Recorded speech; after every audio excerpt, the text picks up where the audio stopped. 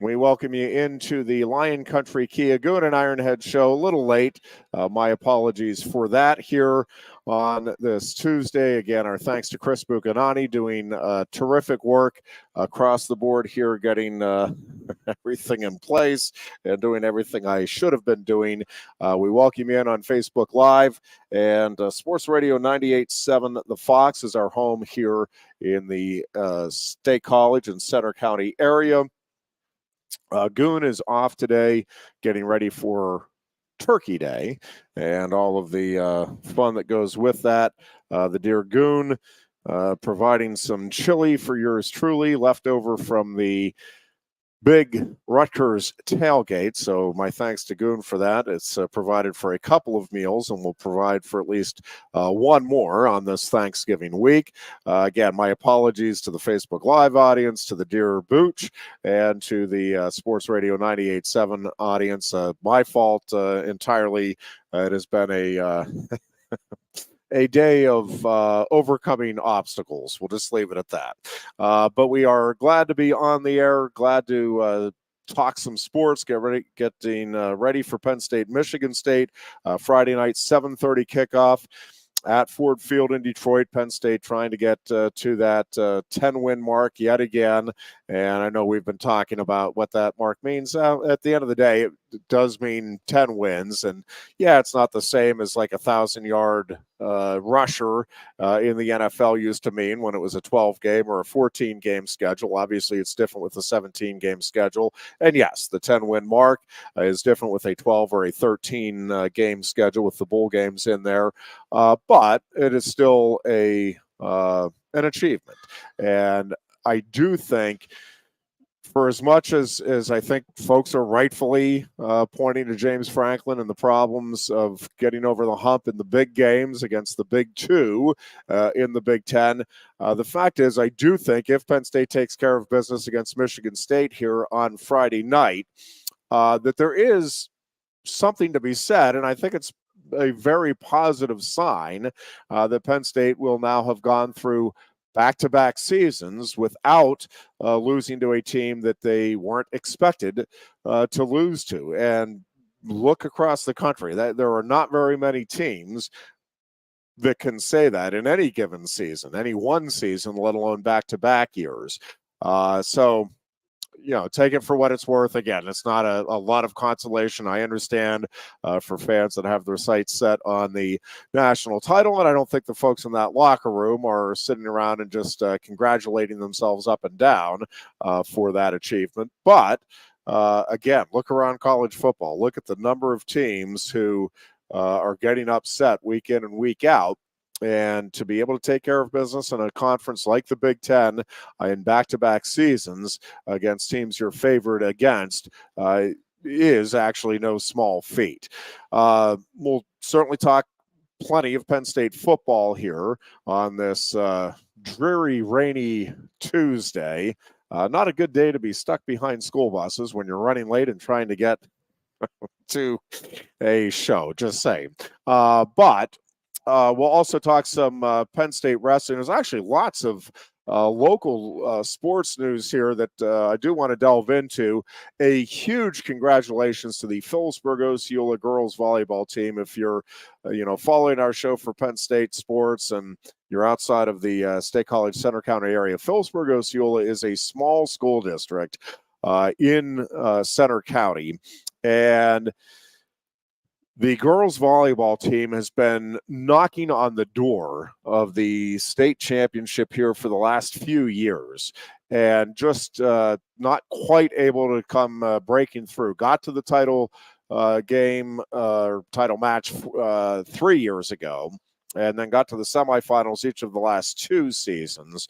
But this year, got to the title match on Saturday and broke through with a win over Trinity to cap an undefeated season for the Lady Mounties. They win the decisive championship match, 4-1. And again, no small feat for the Phillipsburg Osceola girls volleyball team. Congratulations on the state championship.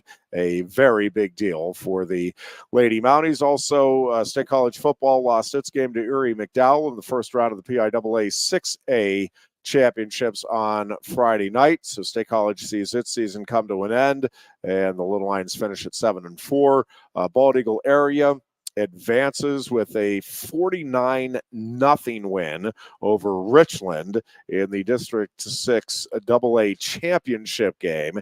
And with that win, the Eagles move on to take on powerhouse Southern Columbia at Southern Columbia this Friday in a 7 o'clock kickoff as the Eagles continue their pursuit. That's going to be an interesting game. The Eagles have had a very strong passing attack all season long, threw for over 300 yards again in the win over Richland on Friday night, but also got 4 rushing touchdowns. So Bald Eagle area, I think, has a real shot here going to Southern Columbia on Friday night. And then on the Penn State sports front, the women's soccer team is headed to the Elite 8 as Penn State will take on the number 1 seed in the region, Clemson, for a spot in the Final Four this Saturday, and that'll be at Clemson. But pretty special stuff for Erica Dombach's squad, as again, Penn State is now 3 wins away from a second national title under Erica Dombach. And men's hockey split its series with Michigan, and that's kind of been what they've been doing. They'll host Lindenwood on the Thanksgiving break here Friday and Saturday afternoon. Both of those games will be 4 o'clock face-offs at Pagola Ice Arena. Women's volleyball continues to roll. Penn State defeating Michigan State 3-1 on Friday night, and then sweeping Northwestern on Saturday. So 4 straight match victories here for the Nittany Lions. They'll wrap up the regular season this coming weekend on the road against Maryland and Ohio State, I believe, are the last 2 matches. And then it's on to the Big Ten tournament for Penn State, and that Big Ten tournament will be pretty wild and interesting to watch. Men's basketball continues to roll. The Nittany Lions 4-0, beating Morehead State on Friday night. Get the first real indication of where this team in its first year under Mike Rhodes is as the Nittany Lions take on 13th ranked Texas A&M down in Florida at the ESPN Events Invitational on Thanksgiving Day. Lady Line basketball got a good win over Oklahoma State last night to remain unbeaten at 5-0. They'll play the second game of that tournament in the Bahamas against top 10 ranked USC on Wednesday night. I think that about gets us caught up on the local sports scene. And if you did not hear, yes, Steelers fans popping the champagne corks all over the state. Many say this is about 7-8 weeks too late. But yes, if you did not hear the news, Matt Canada was relieved of his duties earlier today and is no longer the offensive coordinator of the Steelers. The 13-10 loss to the Browns apparently was the breaking point. Mike Tomlin said, okay, it's one thing to be outgained in every game and be sitting there at 6-3. It's another to lose to the Deshaun Watson-less Cleveland Browns because you can't get a first down when you need it. Not sure how much of the blame, and I'm reading a bunch of different stuff. Matt Canada, I do not think was an effective offensive coordinator. I'm not at all unhappy, and not because of anything personal against Matt Canada. Just that offense, whatever it was he was trying to do, it was not working. But I do think now we're going to get a better indication of how much of this is you just have a quarterback who can't get it done. And I still don't. I have, from the moment the Steelers drafted him until now, I don't know with Kenny Pickett. I mean, I really don't. I like, obviously, I'm hoping he's the answer. I'm hoping he becomes a big time quarterback. But it's hard to say that you have great confidence that that is the case as we sit here right now. See how this season plays out. I'll be very curious to see what the Steelers look like offensively against the Joe Burrow-less Cincinnati Bengals now this Sunday.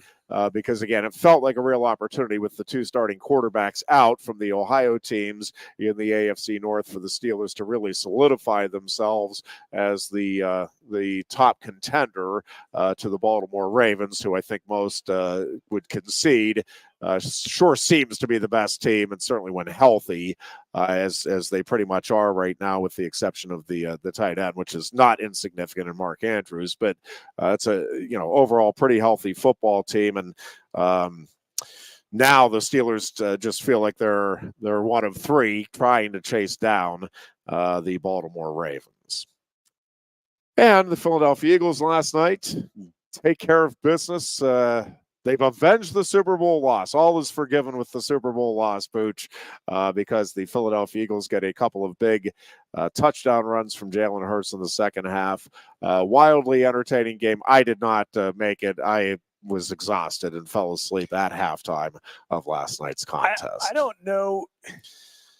It feels to me. Can you hear me, Ed? I can hear you. Okay. Can you hear you? Yeah, a little bit. All right. Okay, there we go.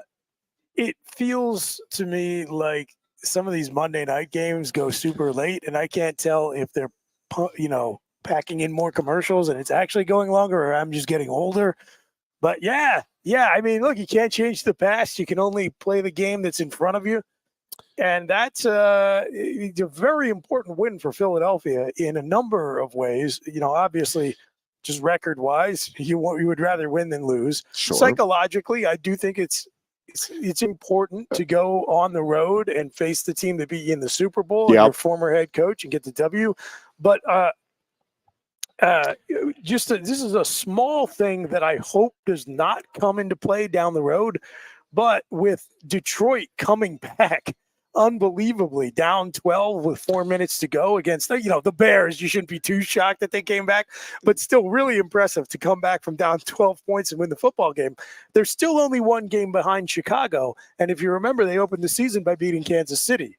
So by the Eagles also defeating the Chiefs, that took away one potential tiebreaker that they might have, that the Lions might have, if they finish with the same record as Philly. Yeah, no, that's a fair point. And so it will be interesting as we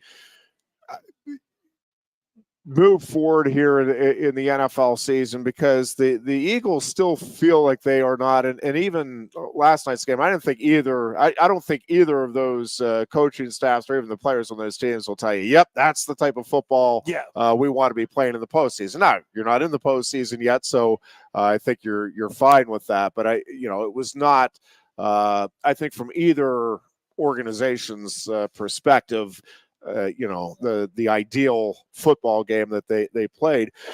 But the Eagles keep finding ways to win. And I keep reading that, I'm not sure how good Philadelphia really is. Listen, you are not winning this consistently. They may not be a finished project. There is room for improvement, but listen, you are not, at this point of the season, you are not having the best record in the NFL. And listen, that win last night, I'll add on to it, Booch. I mean,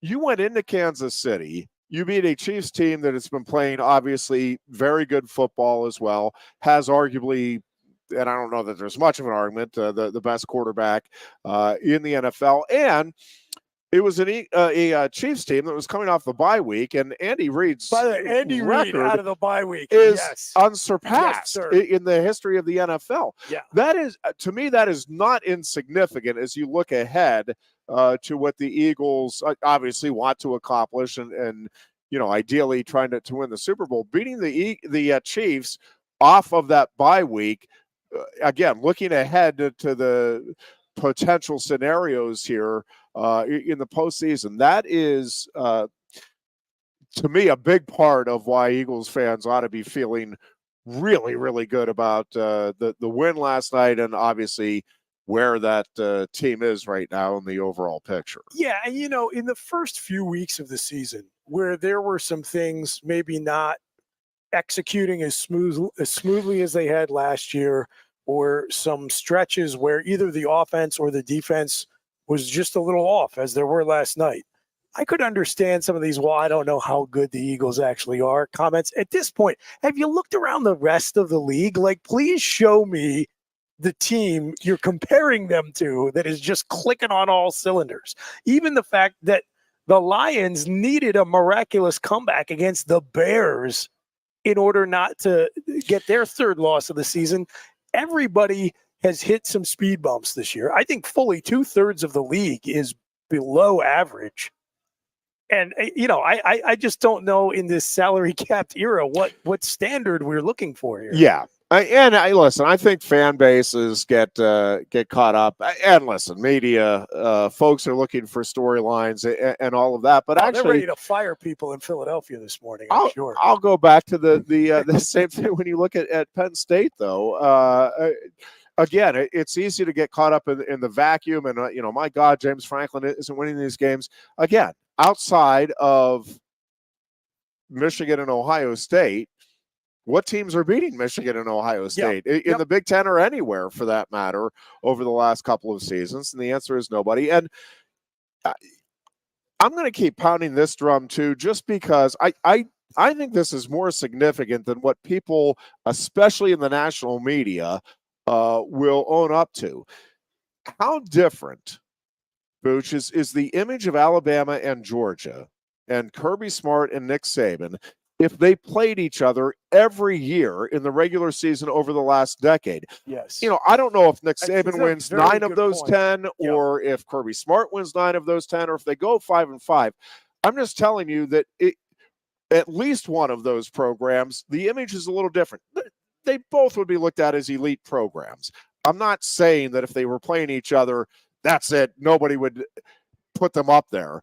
But it's different when you're getting dinged, and even if you're playing really good teams.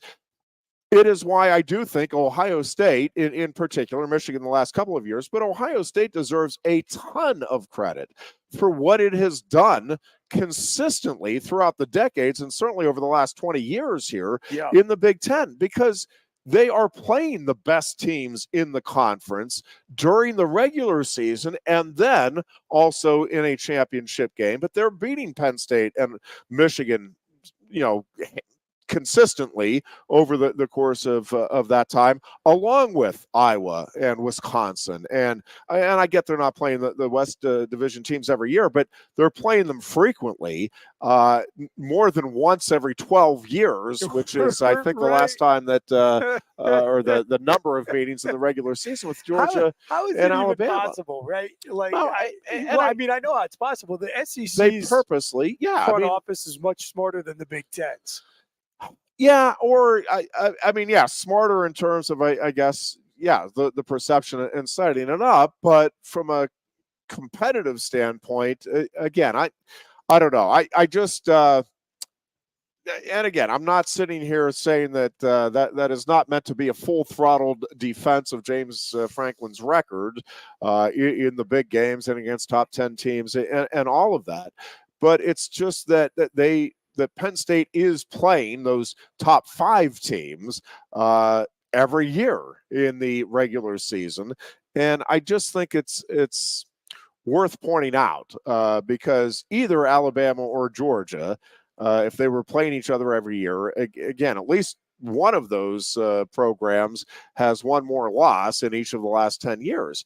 Well, again, that changes because the perception right now is, Georgia just unbeatable during the regular season.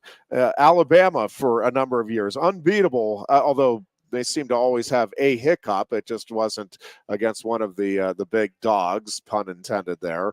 But it's just different when you're playing the other big teams, the biggest threats in your conference year in and year out, and Penn State and James Franklin have had to do that. And again, if Penn State wins this game Friday night, I understand it's not going to appease a lot of the Penn State fan base, but that's back-to-back seasons where you haven't lost a game to a team that was ranked lower than you. And when you look around the college football landscape, and it also sets up the possibility. Well, I don't think it's if they win Friday night, if Penn State wins Friday night, they're heading to the New Year's Six Bowl again, almost assuredly. Yes. And hopefully. It would be a Peach Bowl matchup with Alabama. I think that is by far the most intriguing and would provide the biggest opportunity for Penn State to get another quote-unquote signature win under its belt and try to ramp things back up again for the expectations heading into 2024. I think odd man out in the Pac-12 would be a similarly quality win for Penn State. And when it comes to Alabama, I'm not sure I want that smoke, but certainly that'd be a more prestigious win. I still think you would get a ton of credit for beating Washington or Oregon. No doubt. I think also low-key, even Mizzou would actually be a good matchup in terms of the teams on the field because of the brand disparity between a Washington, Oregon, Alabama, and Missouri. Like maybe not as attractive in terms of how the casual fans would view it, but Penn State ought to be number 10 in the poll that comes out tonight and would be. But for Missouri, scrapping and clawing against a Florida team that was just desperate to do one good thing this season since week 1. And I don't know if you were watching the game, but it came down to, I think, a 4th and 17 that Missouri needed to convert to keep their drive alive and march down and be able to win that game at the end. And that quarterback, man, he just kept making play after play after play. They are a really talented, tough team. And I think it would be a really good game if Penn State ends up matching up with them. I think the only team you can look at it and say, every year, this one New Year's Six Bowl, some Power 5 team gets stuck in the, no-win situation of facing a Tulane or something. So, that is not the spot you want for the Nets. You go through this season, you win 10 games in the regular season. Iowa is your best win by far. You lose and lose convincingly to the 2 top 5 opponents on your schedule, and then all you have left is to beat Tulane. You finish the whole year, and you don't really know what you are. Right. Yep. And listen, there's going to be a lot of things moving forward that I think will be fascinating to watch with this Penn State program heading into next year. Obviously, you're going to have the 4 current Pac-12 teams being folded into the Big Ten, and the Nittany Lions matching up with 3 of them. That's going to be an interesting component to next season. Obviously now, I think one of the things people are going to be watching is who all comes back, number one, and that includes, do we have both quarterbacks who have been playing this season back next year? And I could make the argument for, Bo Prabula to leave, and I could make the argument for him to stay. I think the other thing that's going to be interesting is what does Penn State obviously do with its offensive coordinator, and does Penn State need to make a hire at the defensive coordinator spot, and how does that change the outlook for next season? And listen, one of the reasons I was high on this year's team and what it could do was you had the 2 coordinators returning, and I really thought that would help set Penn State up to go 11-1 or maybe even 12-0. And obviously you had Mike Yurcich let go, and that offense just never quite came together the way many of us were hoping it would. And I do think Bo Prabula just gives that different element. I'm not sitting here telling you I want Bo Prabula to be the starter. I'm not saying I don't understand and recognize the talent that Drew Aller has, but I genuinely don't understand why Bo Prabula from day one in this season, from the West Virginia game on, wasn't a bigger component of this offense. Short yardage situations in particular, it just, to me, is a no-brainer. You have a quarterback who gives you that element of the run and makes defenses now have to account for another individual. Again, to me, 3rd and 3 or shorter, consistently, I would have, I don't know every time, but I would consistently hey, that's our Bo Prabula package. Put him out there and make defenses have to guard against his running, as well as everything else that offense brings. And as a fan, it is just frustrating that it seemingly took an injury to Aller and seeing what Bo Prabula could do against Rutgers for the light bulb to seemingly go on with the offensive coaches. Is like, hey, wait a second. This guy, I mean, James Franklin talked about after the game. Well, yeah, when he's in there, it opens some other things up for the running game. Well, yeah. So why were you not doing that? That can't be something that it just dawned on you watching that with the Rutgers game, right? I mean, do you remember, not that this is a memory I really want to rekindle, but the first game after Joe was no longer the coach in the 2011 season when Penn State went out to Ohio State and broke out a Wildcat package where they would put Bill Belton and they used Bill Belton and Curtis Drake and Stephon Green in various kind of direct snap formations. I got the distinct impression that was something that some of the assistants had been desperately wanting to do, but the big guy was, pumping the brakes. I got the same feeling on Saturday that getting Bo out there more and using him the way they did. This is even you remember he was on the field even before Drew Aller got hurt. Again, I got the impression that this was like, okay, like the teacher's out of the classroom, so now we get to mess around a little bit. That maybe Ty Howell and Jawan Sider were a little bit more open to that. That I'm guessing. I have no inside information here. Yeah. But looking at the sample size, I know we had, 10 games with Mike Yursich, and we didn't see it, and one without him, and we did. Yeah. Yeah, I just, we'll see what happens with Michigan State, see what happens in the bowl game, and then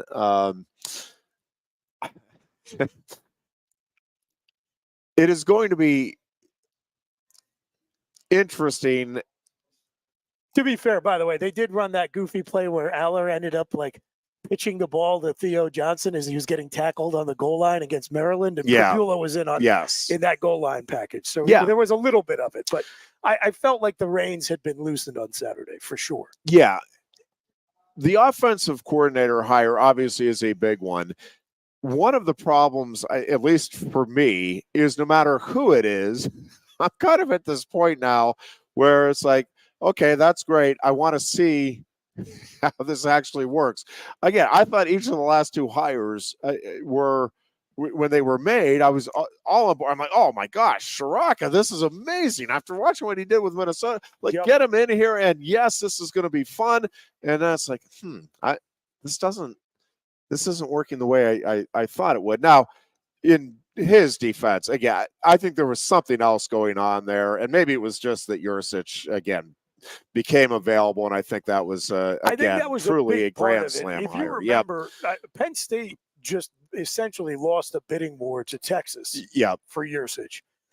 And there are stories that Kirk Ciarrocca, personality-wise, did just not mesh well with the rest of Penn State's coaches. Inarguably, that bizarre COVID season went poorly for Penn State. But the real issue for Ciarrocca, I always thought, was that he ran a run-first offense. He ran a run-based offense, and which, by the way, so did Joe Moorhead. A lot of people don't recognize that, but it was a run for both of those guys. Ran a run-first offense.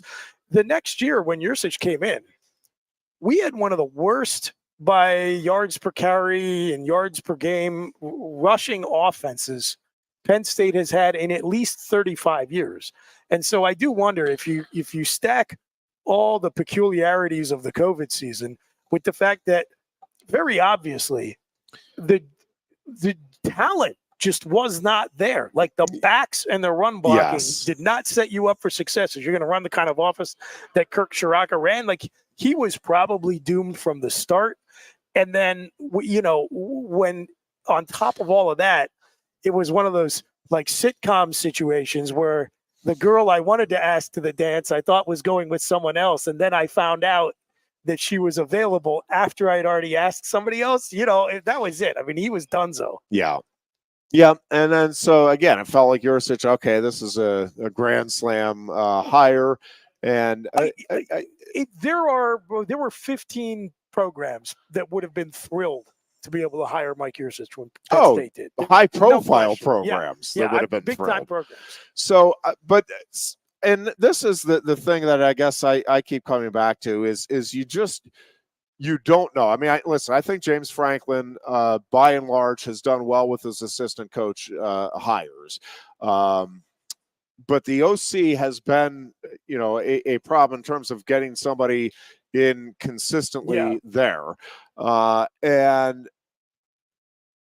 no matter who it is, and it's the same thing when you just look around. There's just, I think, so many things that go into whether or not a coach is successful or even a coordinator. And it's not just, I mean, I think Mike Yurcich knows football. I don't think that's a guy that doesn't know how to coach, right? And I don't know why it didn't work here. And sometimes it's just not a right fit. It could be as simple as, Drew Aller isn't the style of quarterback, as good as Aller is, that Yurcich was comfortable with his offense. Or it could be, again, a bunch of different factors. What's weird, as you well know, I mean, Mason Rudolph is not exactly a mobile quarterback. But I'm starting to go back, and you just look now at the number of coaching hires across the board that feel like good fits and just don't work out. And I don't know why. And then you turn around and there's others where you're like, oh, really? That I don't know why you're hiring that guy. And then a few years later, like, oh man, I know why they hired that guy. That dude is phenomenal. Sure, man. What a mind. So Bill O'Brien felt like a really weird hire when they made it. Yeah, I think it's going to be interesting, one, to see what approach James Franklin takes, because I think he and the program are at a point, and I've kind of talked myself full circle on this, because initially I'm like, listen, this is Penn State, top 10 program right now nationally. You're trying to get over the hump. You've got to go out and get somebody that is established, has a track record of success, and I still think that's strongly preferable. But listen, if James Franklin in the interview process stumbles across a guy that is like, has a year somewhere, and it's like, but has innovative ideas, has an energy level that you're like, ooh, man, I think our players would relate to this. Yeah. Listen, I think you start with, yes, our ideal candidate has multiple years experience, multiple years of success, and is a guy that we know has a track record of being able to do it at a pretty big time level. But I don't know that you may put that as that's our preference. I don't know that you exclude anybody that doesn't fit that profile.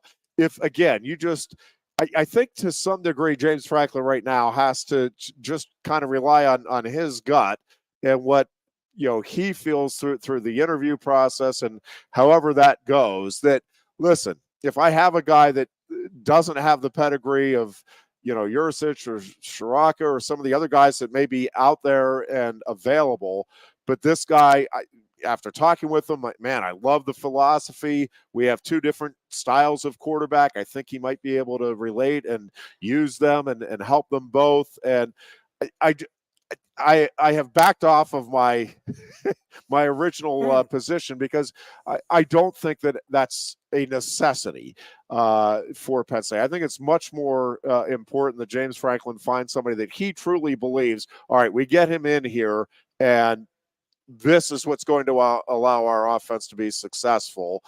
Not, hey, he's done it elsewhere, so chances are he's going to be able to do it here. And I don't know that necessarily, by the way, that may be the case with every hire he's made, that he's taken all of that into account. I don't know. But in retrospect now, it feels like these were resume hires. And by the way, by and large, resume hires are not a bad way to go. Sure. There's a reason that people have impressive resumes. They've been successful, and presumably you're successful in this sport at this level because you know what you're doing. But it doesn't always work. And again, I mean, you can go through countless examples here, both head coaches and coordinators, where it's like, boy, I thought that was going to work, and it just didn't. And sometimes, I mean, I'll go to my grave not understanding how Scott Frost at Nebraska didn't work. I mean, I don't get it. The guy is, I think, a terrific football mind, terrific leader, obviously has passion for Nebraska, proved that he knew how to coach and was successful at Central Florida. It is still, it's just mind-boggling to me that he couldn't make it work there at Nebraska. And I mean, listen, there's countless examples here, but it is obviously a critical hire right now for Penn State. Like, they have to get it right, regardless of whether we think it's right at the time. It's got to actually be right next season. And again, you're not going to know that until really you get through all of next season. It's like, okay, this is where it's at. Yep, that worked. Or, oh my gosh, it didn't work again. And that's where I'm at kind of just with almost everything here with Penn State is, listen, I think James Franklin has done a terrific job overall with the program. I loved his press conference yesterday talking about the relationships and because I do think that is an underappreciated element when it comes to college athletics in particular, high school and college athletics, is fans. Again, we want wins and championships, and that's understandable, and the kids do too. But when you look back, the kids in that locker room 20 years from now, much more than the wins and losses, and they'll remember the wins and losses. I get it, but they're going to remember the fun times in the locker room, special moments where a teammate lifted them up, a teammate helped them here where they were able to help a teammate, like that stuff. And again, I was only at the high school level.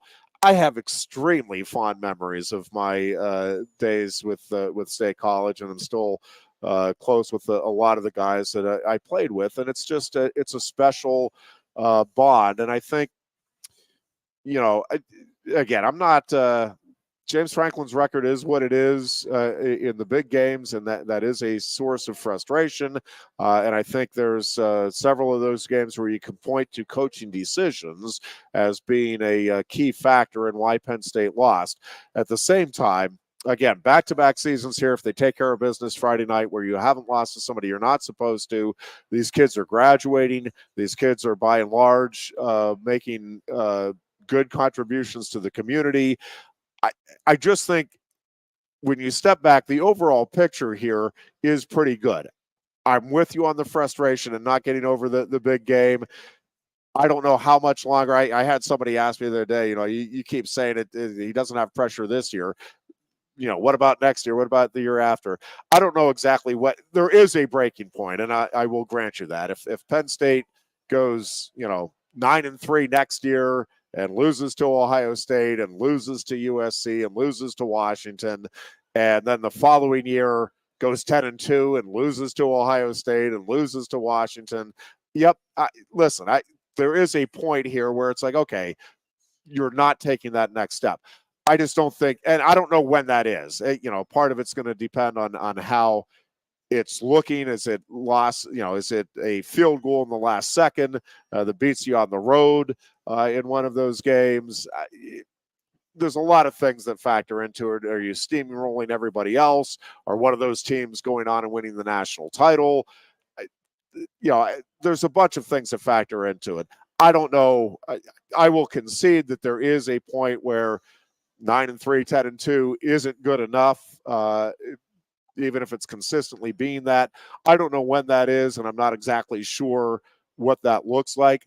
I think right now there's still the opportunity for this program to take the next step. Obviously, you go to the 12-team playoffs next year. I think, getting there is certainly step one. But Penn State, with everything it has in place now, to me, has to win, not just get to the playoffs, but win a game with the 12-team format to feel like this thing is still overall heading in the right direction.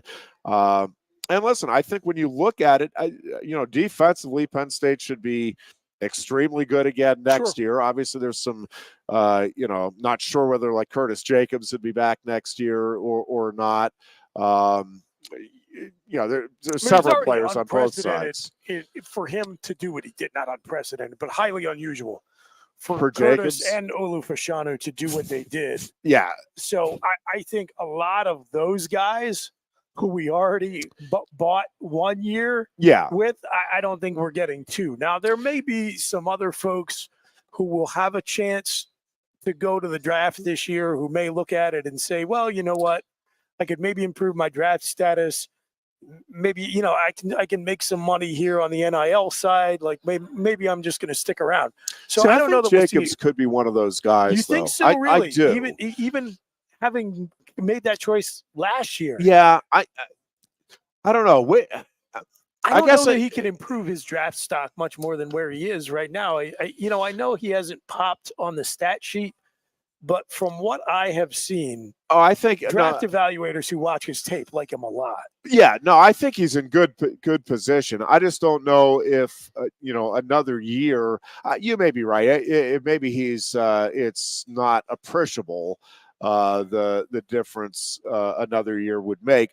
I will say I do think the NIL money does come into play here. I don't know specifically with Curtis Jacobs, but listen, there are going to be players. I don't know necessarily here at Penn State. There are going to be players, though, when you look at the overall landscape in college football, where financially it is going to make more sense for them to stay in school another year because, hey, I am the star. Now, Curtis Jacobs is an interesting case because he's not the face of the defense by any stretch. He's a very good football player. And, yeah, I don't think there's any question he has a future in the NFL, whether he comes out this year or next year. And I think he'll be a top, certainly go in the first 3 rounds, regardless. I think he could be a first round pick, if he stayed another year and had a great season. Now, again, I don't know what he's looking at NIL wise,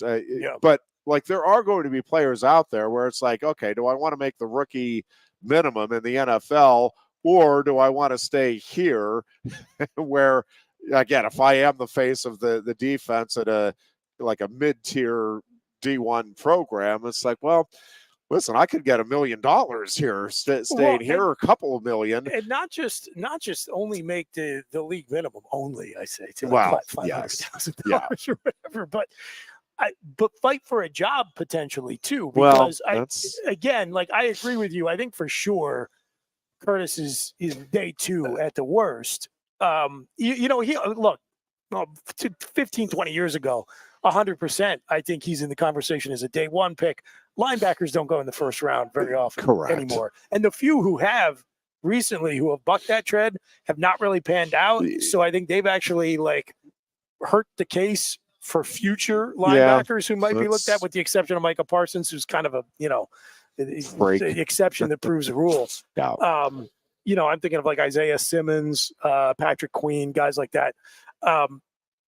If you don't go on day 2, if you go in the 4th to the 7th round, there's no guaranteed money there, and you're going to be fighting for a job. You look at Parker Washington, I think is a really good example of somebody who I think probably could have helped himself career-wise by coming back to Penn State, and certainly could have helped Penn State's offense this year, because from what I understand, he is lost in the shuffle in Jacksonville, is not getting a lot of opportunities. Yeah. And they are thinking that's a win now team. And so if they're not happy with their receiving core, they're going to be way more likely to bring guys in from the outside than try to be patient with lower round draft picks who they want to develop.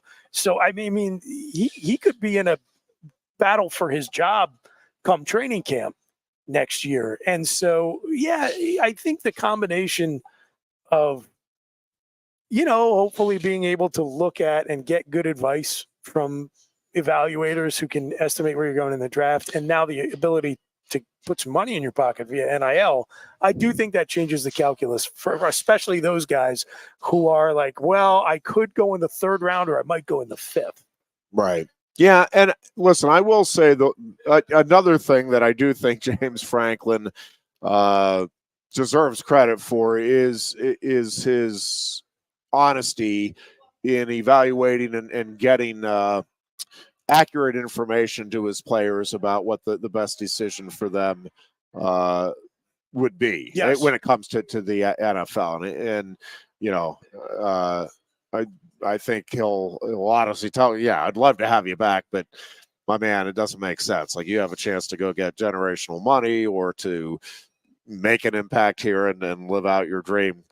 Go do it. This is what we're hearing. And I think he's been, has a very good reputation among players, high school and college players alike. I think that's right. Yep, you're going to get a straight answer there as to what you should do, and whether in some cases I think he'll, it's your call.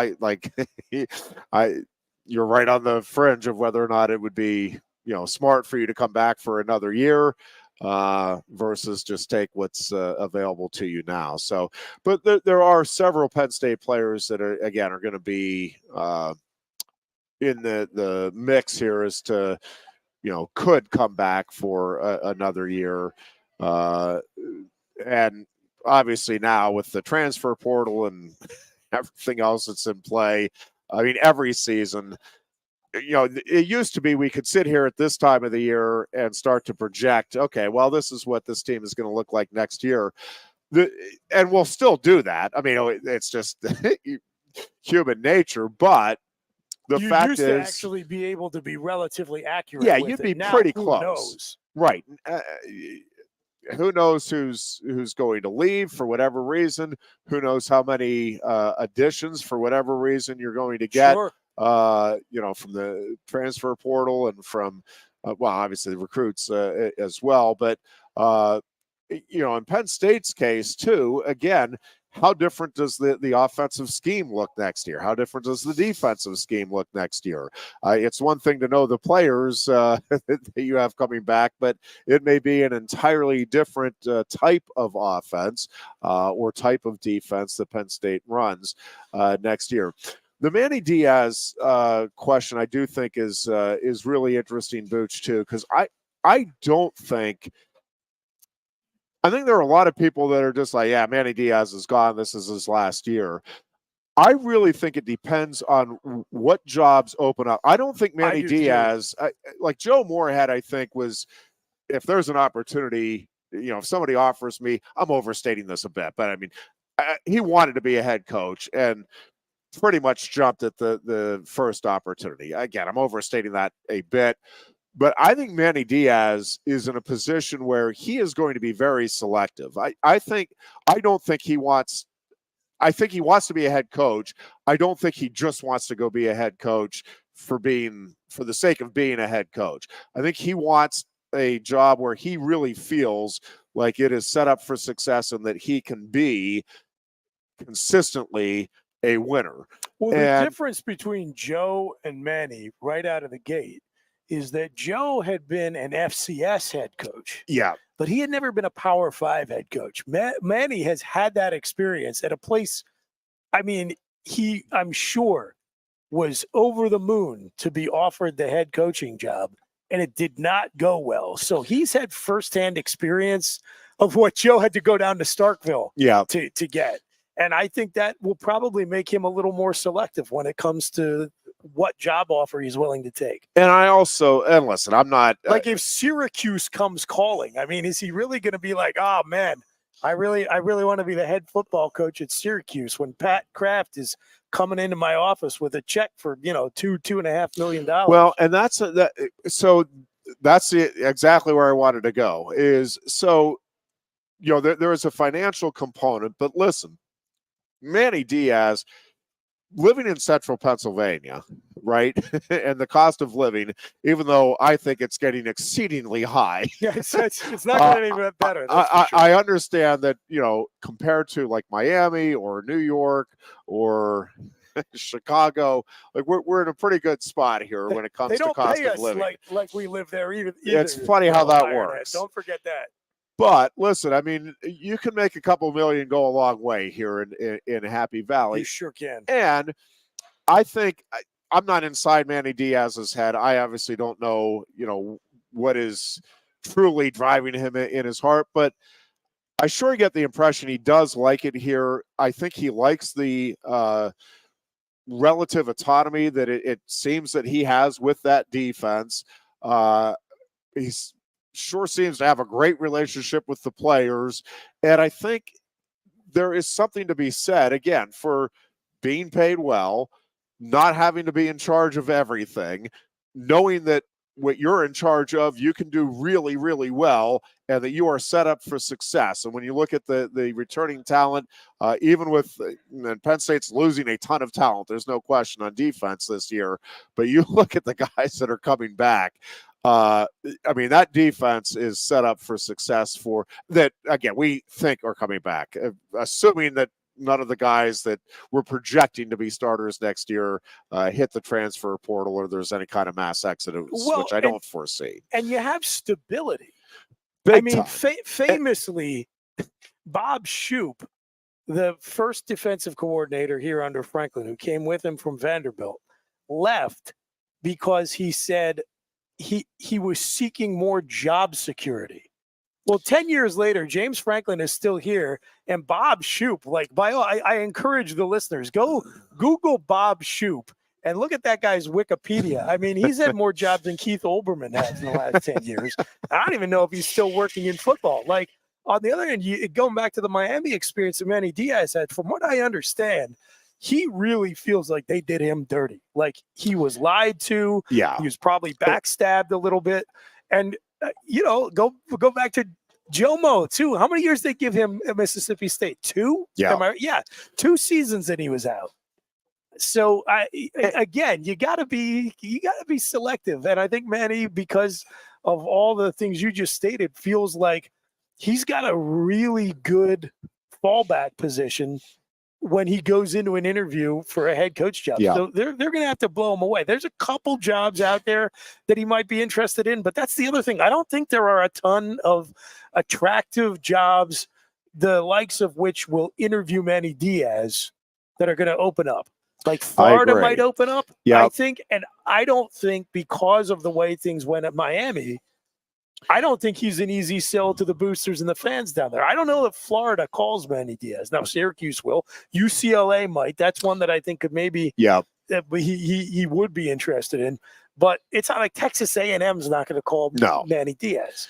No, and I think, the other thing with Diaz is, I think, because of the ever-changing world of college football, right? Like, to go back to your point on job security, like, there is something to be said for feeling like, and listen, he's not guaranteed to be here 10 years if he wants, but it sure feels pretty likely that if he wants to be here for another decade, that he can be.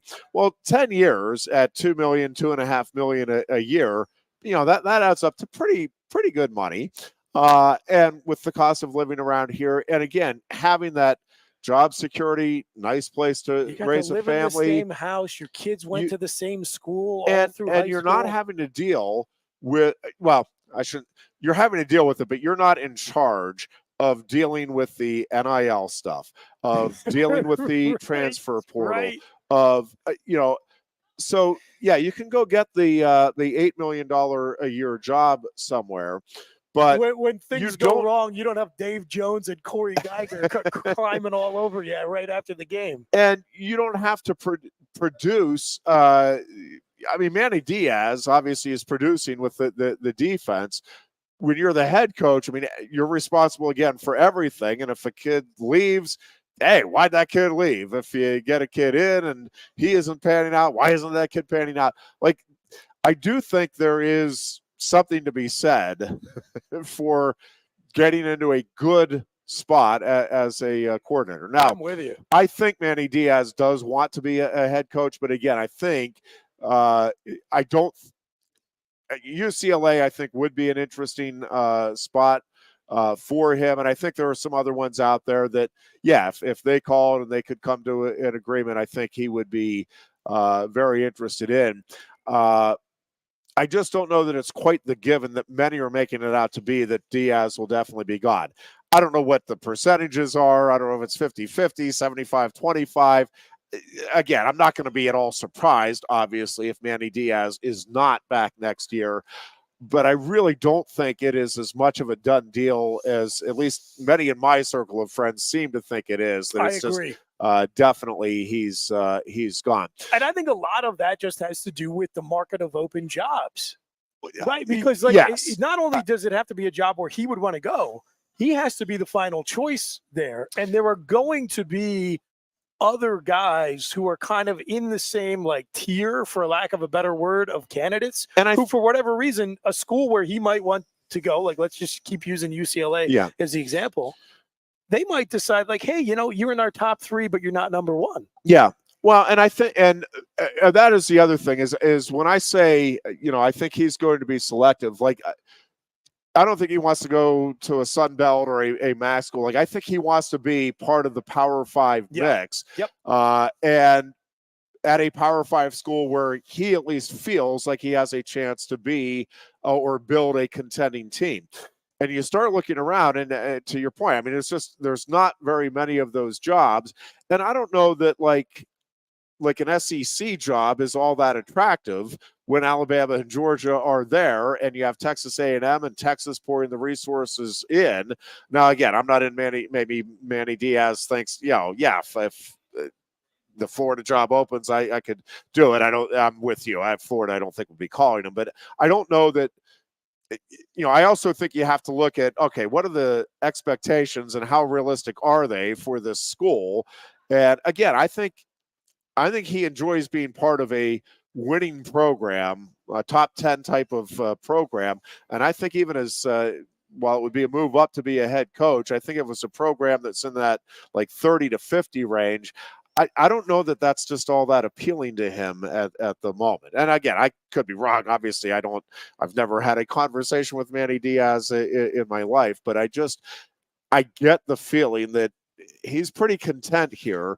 I think he wants to be a head coach, but I think there's a pretty limited number of jobs, head coaching jobs, that he would leave what he has here at Penn State for right now. He's been pretty open about that too, Ironhead. Like, I remember back on media day at the beginning of the season, and then when he did his availability, maybe about halfway through the year, this came up, and I have no reason to disbelieve him, because when you ask a guy who's an assistant, do you have aspirations to be a head coach down the line, and he just comes right out and says yes, then I trust more everything he says after that, because I'm like, okay, you wouldn't lie about that. Right. Okay, the only thing you would lie about is if you did and you didn't want to tell anybody. That. But he came right out and said, yeah, from day one, since I've been here, I said I eventually wanted to be a head coach again. But then he talks about it's got to be the right situation, and I've learned a lot from my last time around. So I think he's telling the truth about all of that. I do too. It's not one of these things where he's going to be on the first plane out of U Park Airport to Syracuse, New York, if their athletic director makes the call. Yeah. It'll be interesting. Bill O'Brien's being linked, by the way, to that Syracuse job. And is that right? You know who else is being mentioned for it a lot is Al Golden.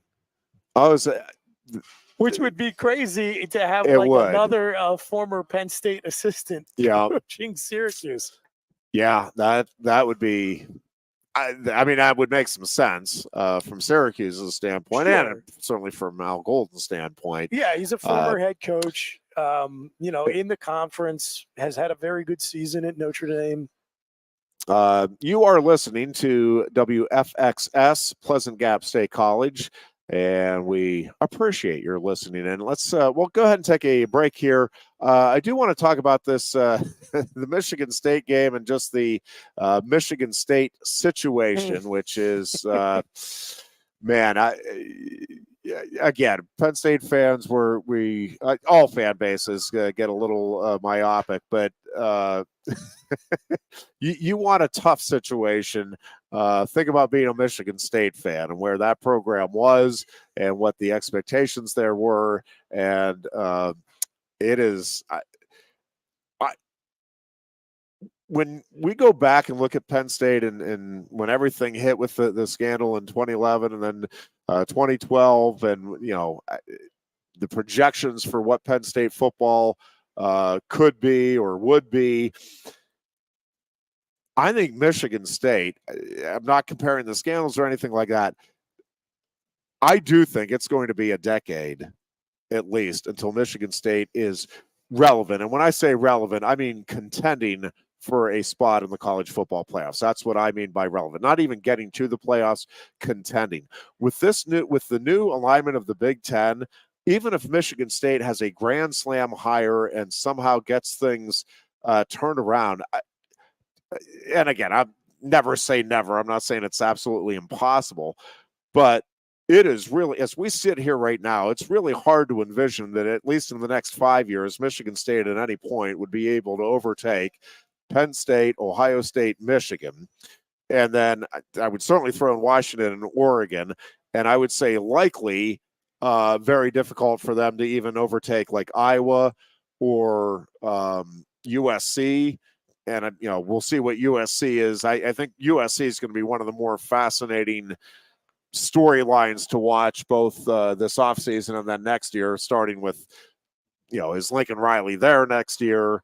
And if not, what direction does that program head in? But I mean, it's hard to see Michigan State getting into the top 8 anytime soon in the Big Ten. I mean, it's going to be a hard road for them. And again, with that program's history and expectations, that's going to be a very, very difficult thing, I think, for that alumni base to swallow. But we'll talk Penn State, Michigan State when we continue after this timeout. Again, this is the Goon and Ironhead Show, Goonless, with the dear Chris Bucanani filling in on this Tuesday afternoon.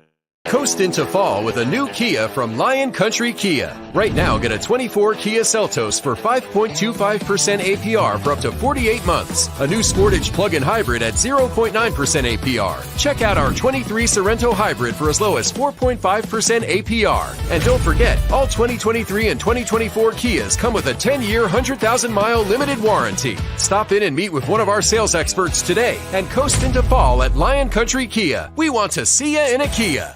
Since retiring, I have spent my time searching the countryside for the hottest wings in America. I always seem to end up disappointed. You call these hot? Back off, Luigi. Mamma mia. What hands it, busboy? Your wings suck! I knew I should have stuck with Quaker Steak's triple atomic wings. You think I'm tough enough? The Center Hall Farm Store has been serving Center County and beyond for well over a half century. A small family business, the Center Hall Farm Store specializes in animal nutrition and manufactures its feed fresh using local ingredients. Get the best in horse, cow, pig, chicken, and bird feeds. If you're not already a customer, stop in and see why so many of your neighbors are. The Center Hall Farm Store at 110 West Allison Street in Center Hall, or call us at 814-364-1393.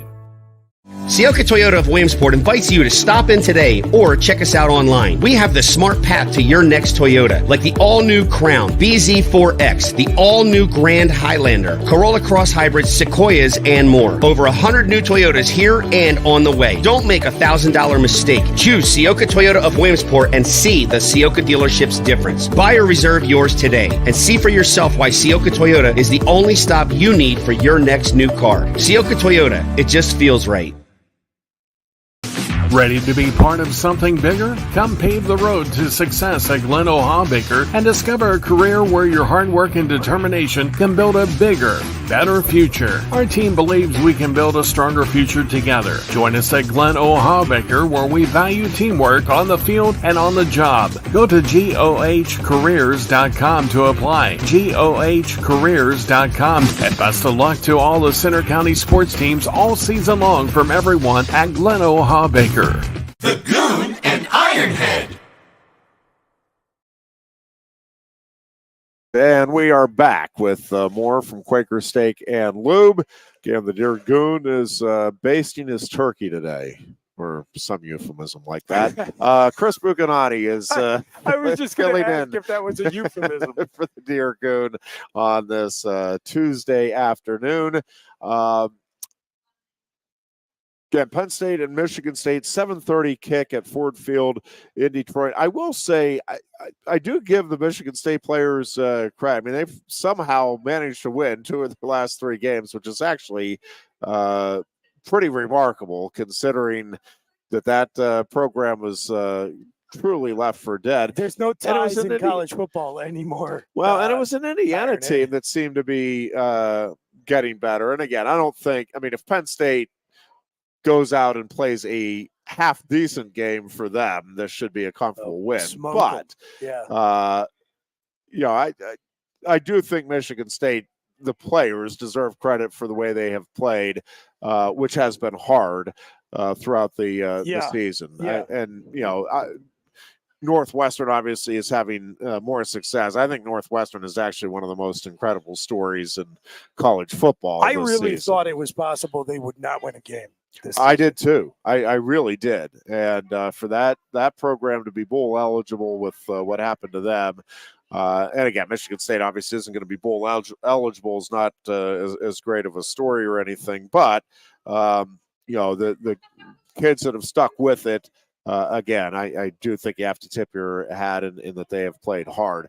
I do think this is a neat opportunity from the Penn State perspective. It's a neat opportunity to play in an NFL stadium. You have the college football spotlight to yourselves on Friday night with the 7:30 kick. To me, it's just a neat opportunity. I get it's not a big game. I get there's not a lot on the line. I don't know if Penn State comes out with all kinds of fire. We haven't seen them come out with all kinds of fire to start a game yet this season, but it just feels like it should be a neat opportunity and one where it's like, hey, everything, let's just go play, kind of like last week with Rutgers. Let's just go play football. Let's just get back to having fun. Let's see if we can do some things offensively, keep throwing some different things into the mix and throw some things into the hopper and just go have fun with it and close this thing out with you know, one last good memory from the regular season and for the seniors in particular. And still quite a lot to play for, as we were discussing in the first hour. The matchups that are on the table for New Year's Six Bowl are pretty enticing. And, you know, as a program, you want to be able to say that you got one of those exclusive, prestigious bowl invites. Yep. And then it is more likely than not going to be a chance to play a very, very good team.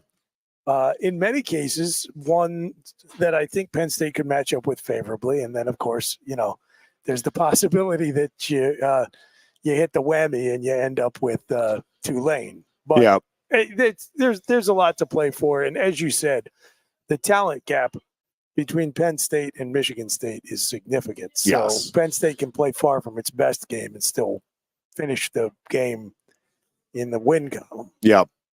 And then, you know, I think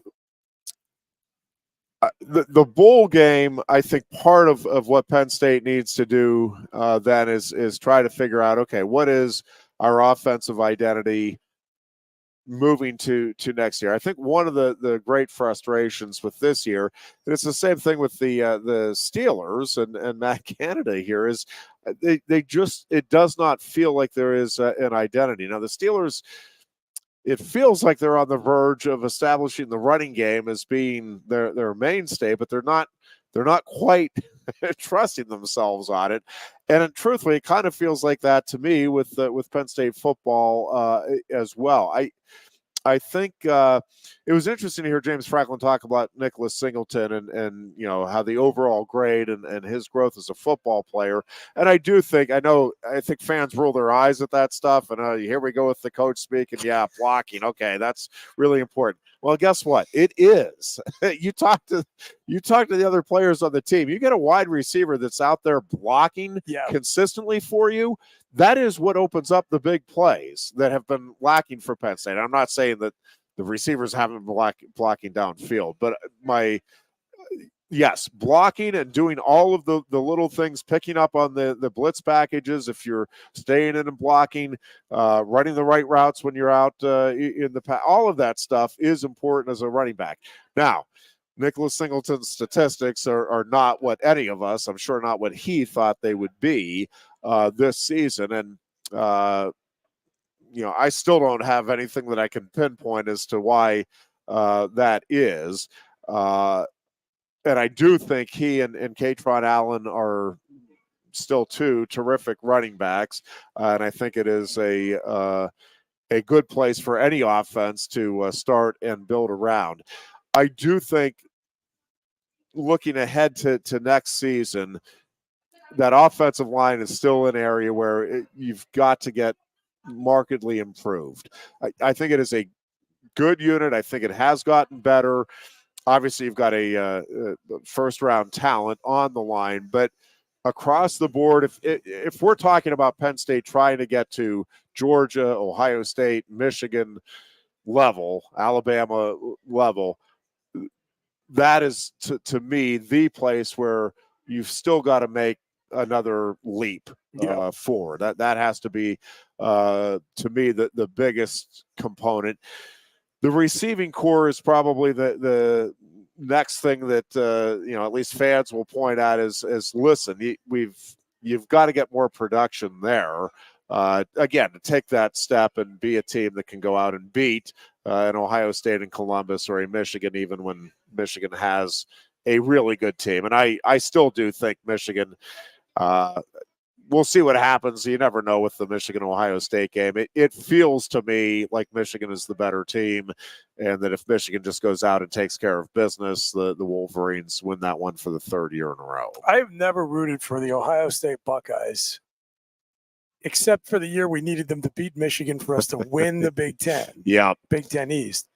I've never rooted for them like I'll be rooting for them on Saturday. I have absolutely had it with the arrogance I'm with you. The temerity of the Michigan program, its players, its coaches, its fans. I vacated wins mean nothing to me. They're stupid. I think we should get rid of the practice of vacated wins. Once the games are played, they've been played. And everybody that was there knows what they saw. They know what right. You can't erase memories. And my problem is one of my biggest arguments always has been, don't go back and vacate the wins 3 years after the fact. Why don't you guys actually be good enough at your jobs that you catch them in the act before the games are played? Except that's exactly what happened, and now nobody knows what to do. Yeah. We're like the dog chasing the car. It's like, oh, I caught my jaw's clamped onto the bumper, and the car's still driving. What do I do here? That's kind of the way that Big Ten and the NCAA and everyone has reacted. All of this stuff just keeps coming out about Michigan. They're firing coaches in the middle of the season, and everybody is like, my God, could we have a tainted playoffs, or even worse yet, a tainted champion? And that's why, Ohio State, you just got to dig deep. You got to solve the problem for everybody. Just knock these guys out. And there's no way, if Michigan has a loss and they're being kept out of the Big Ten championship game, especially with what's going on elsewhere in the country, they are out. They are donezo. They are not going to be in the playoff unless there is mass chaos on a level that we've not seen. I think that is probably true. Everyone is praying for Ohio State to bail them out. I just don't. What's your gut tell? I mean, I'm with you. My sentiment is I'm with you 100% for all of the reasons you stated. I also just think Michigan is a better football team, and I think Michigan kind of batters them. I don't think when I say I think they'll be the more physical team, and over 4 quarters that'll take its toll, and Michigan wins it. So here's what I think. If I had to put money on it, which I would never do because it is such a toss-up of a game, I would say, that's the safe bet. That said, I do think now, having watched Michigan over the last 2 weeks, I think there is something to what felt like the maybe lazy narrative, but sometimes it's lazy just because it's obvious, and sometimes it's obvious because it's true, that Michigan hadn't played anybody through most of their schedule, and none of their flaws had been exposed. And look, let's not ignore the elephant in the room. They were probably also benefiting from some meticulously gathered intelligence that they Yep. no longer have access to. And since their schedule has gotten tougher, and since they have no longer had Connor Stallions whispering in the ear of the offensive and defensive coordinator, they've looked mortal. And when I think about how Michigan looked against Penn State, J.J. McCarthy was exposed as a quarterback who did not look like a Heisman contender once he faced consistent pressure, which he will against Ohio State. True. And I think that Ohio State's offense is absolutely more dynamic and threatening than Penn State's. So if Ohio State can stifle the Michigan run game and force them into obvious passing situations and put pressure on J.J. McCarthy so that Michigan does not have a chance to open up a double-digit lead like they did in the last two contests against Ohio State. And so if they can keep the game close and they can just execute at a level of competence above that of Maryland or Penn State, then, I give them a pretty good shot. My biggest concern is that I don't think Kyle McCord is anything to write home about either. But they've got probably the best player on either team in Marvin Harrison. I would agree with that. They're going to be relatively healthy. And, look, I would not be shocked if a few questionable calls go their way. Well, I do think, I know Michigan and Ohio State hate each other. Like that's just the nature of a good college football rivalry. It is personal this year. I mean, I guess, you can argue with the players. Maybe it always is. Ryan Day and Jim Harbaugh and those athletic directors and those, I mean, this one, like the loser of this game, I mean, it is going to be a bitter 12 months for the team that loses this game. I mean, yes, anytime you lose to a rival, it stings. And when you have everything on the line and a possible national championship in the balance, obviously all the more. And if Ohio State loses, they will be reviled nationally by every college football fan in America who is not a Michigan fan. It's like, you guys, you beat the crap out of this team like 17 out of the last 20 years. The 1 year we need you to actually be good. And that then starts to cement the narrative around Ryan Day that he's nothing more than a rich man's James Franklin, right? Like, congratulations. Like, you could go one more rung up the ladder and you can beat Penn State, but you still can't win the game when it matters. I mean, again, that might not be fair, but that's what people are going to say. And it is interesting because I think both of these teams, both of these coaches feel like they are personally attacked and that they're galvanizing their locker rooms as it's us against the world. I mean, Ryan Day talks about how, his team keeps getting disrespected and overlooked. And Michigan, I'm assuming Michigan is the favorite. They're home and they've won the last two games. I haven't actually looked at that, but I'm sure they are. So I'm sure in the Ohio State locker room, right? It's these guys don't even think you can win, and all of that. And obviously Michigan has rallied around Harbaugh and the sanctions and everything else to take the Michigan against the world mentality. So I don't know. It is going to be as intriguing a game. I mean, it's all Michigan, Ohio State obviously always brings eyeballs to the set. I think this is the most fascinating college game I can remember in recent years because of all of the different components to it, the pressure that I think both coaches feel, the absolute vitriol that I think both coaches have for the other coach across the sideline in those programs. I mean, I don't know. I think this is the theater of this one. I think is going to be right up there with anything you're going to see in I was going to say college football in sports, in any sport anywhere here in the upcoming year. And again, for the winner, it is going to feel like you've won the Super Bowl and then some.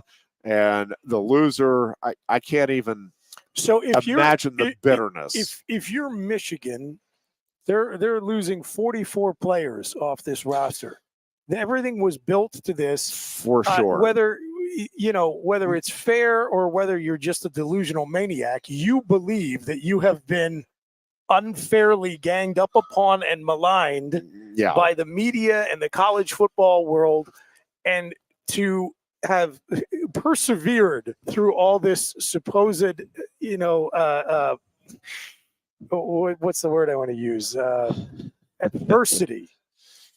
And then to be unceremoniously booted by your rival in your building.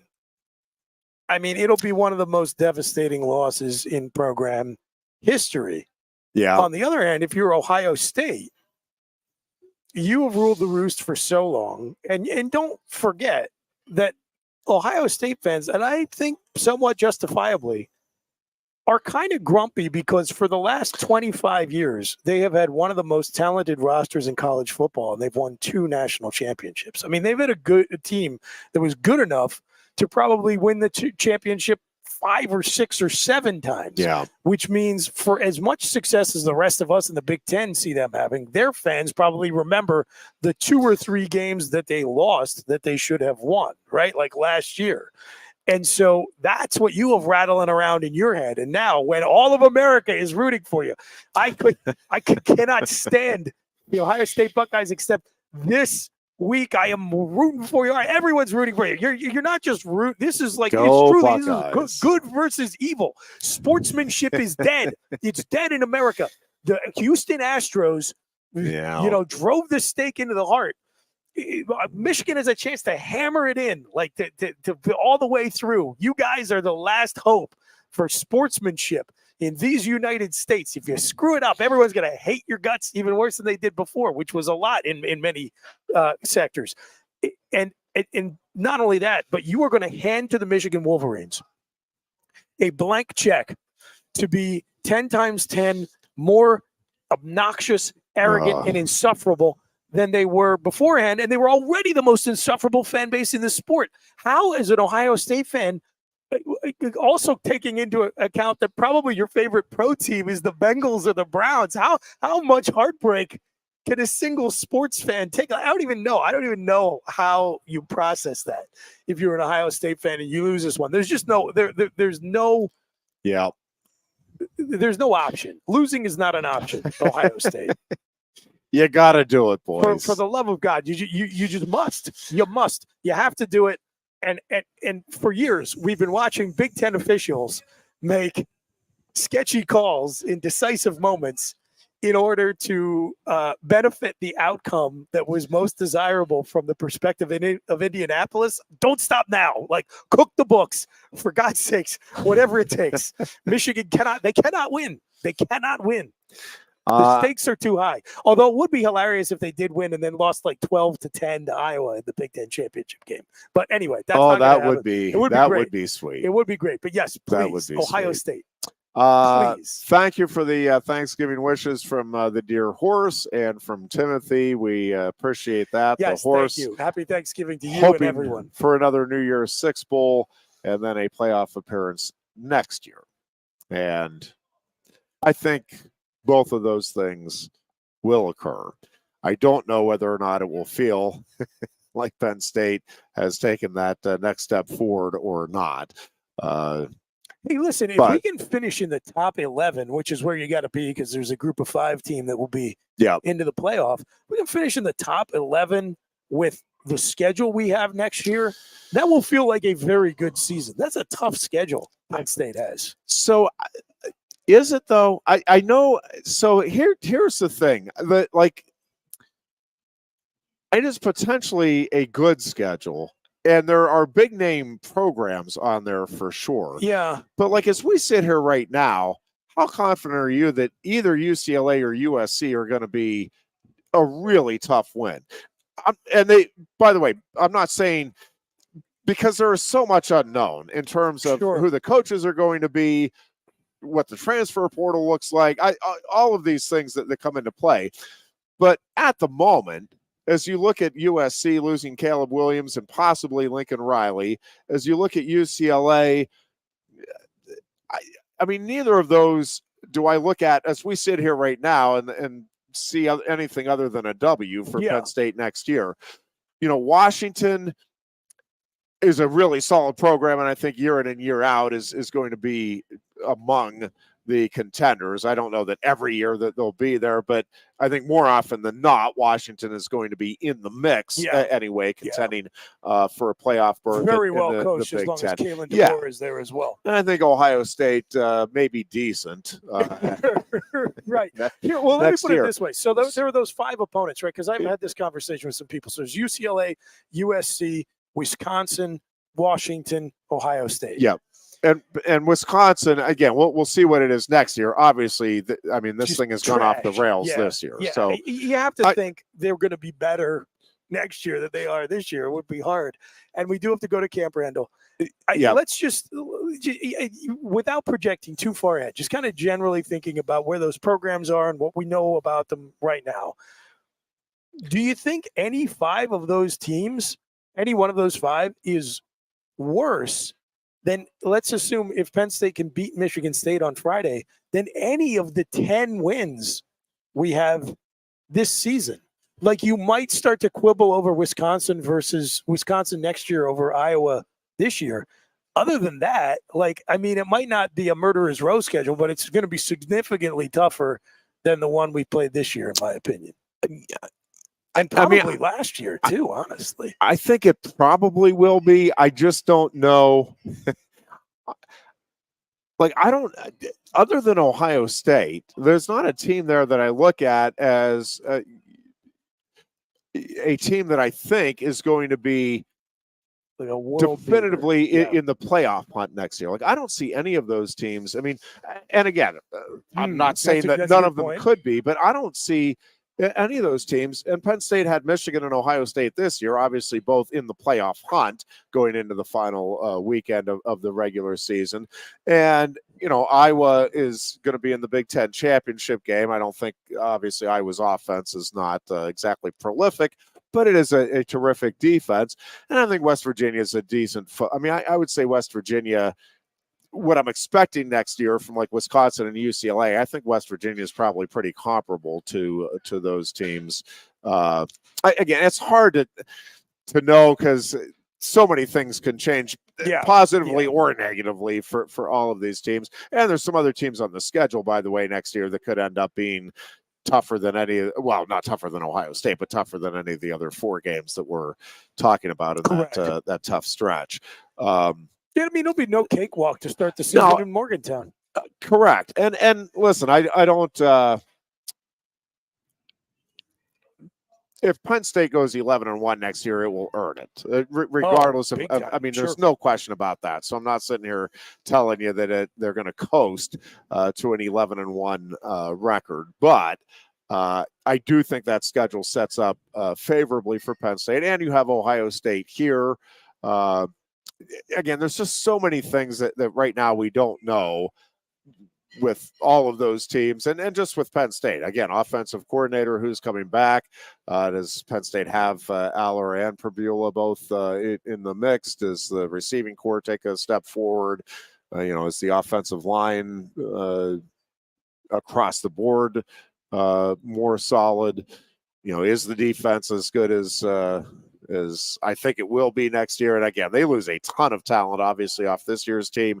It's just they have a ton of talent coming back next year as well. I don't think there will be much of a drop-off, if any, with that defense next year. I really don't.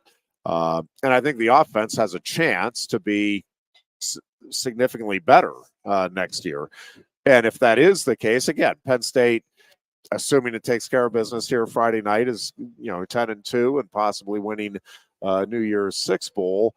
Well, if you're going to put out a team that's better than that next year and you're facing one fewer top 5 team over the course of the season, again, that would project to be a pretty promising year once again for the Nittany Lions. And happy Thanksgiving to Thomas.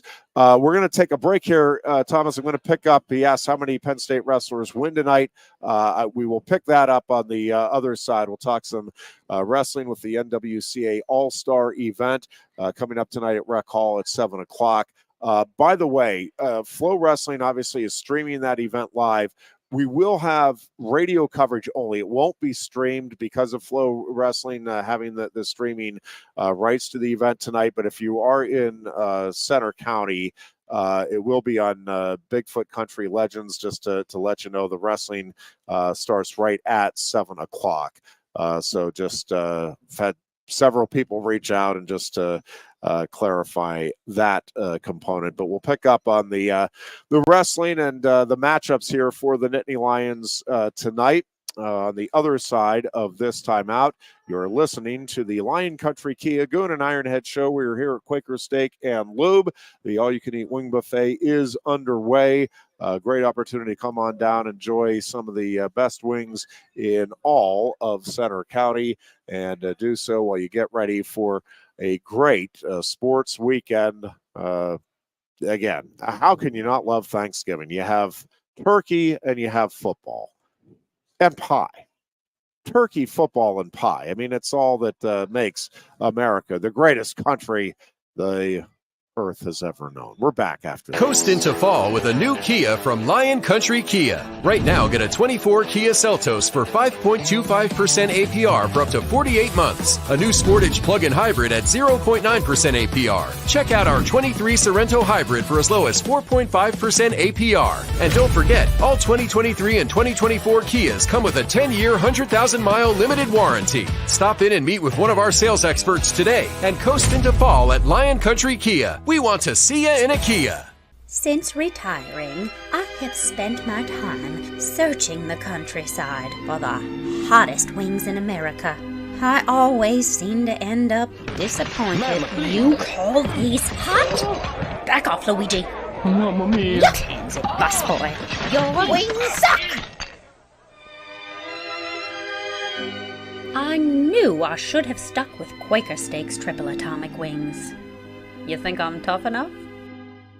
The Center Hall Farm Store has been serving Center County and beyond for well over a half century. A small family business, the Center Hall Farm Store specializes in animal nutrition and manufactures its feed fresh using local ingredients. Get the best in horse, cow, pig, chicken, and bird feeds. If you're not already a customer, stop in and see why so many of your neighbors are. The Center Hall Farm Store at 110 West Allison Street in Center Hall, or call us at 814-364-1393.